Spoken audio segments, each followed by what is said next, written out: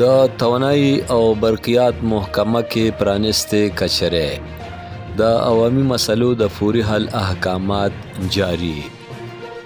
ولسی خلکو پرانستې کچرې کې زیاته دلچسپي واخیسته. د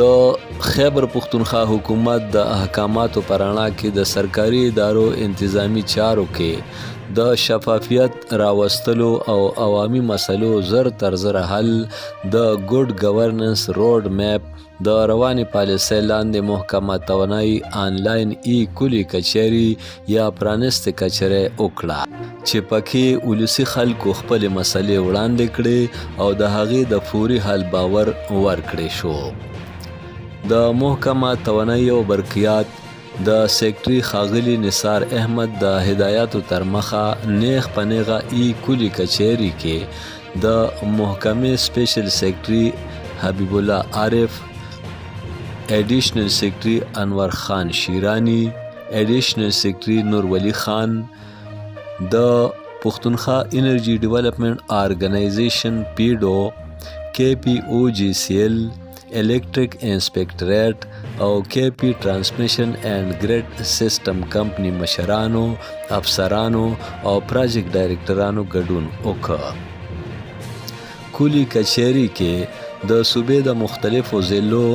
81 کسانو د توانایي او برقیات محکمې او د دې ضلعي ادارو سره تړلې مسلې په ډاډه زړه بیان کړې او کلي کچري یې د صوبایي حکومت د سپېڅلتیا او میرټ یو انقلابي ګام وګرځولو.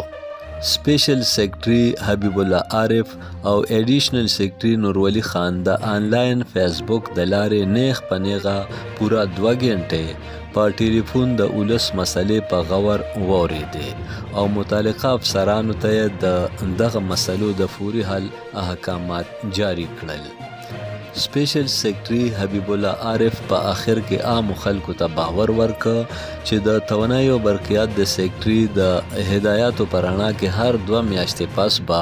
د ای کلي کچري لړۍ جاري ساتلی شي. نوموړي سپیشل سیکرټري د ای کلي کچري په کامیاب انعقاد د ډیپټي سیکرټري ایډمنسټریشن وهاب خلیل او د هغوی د ټیم په شمول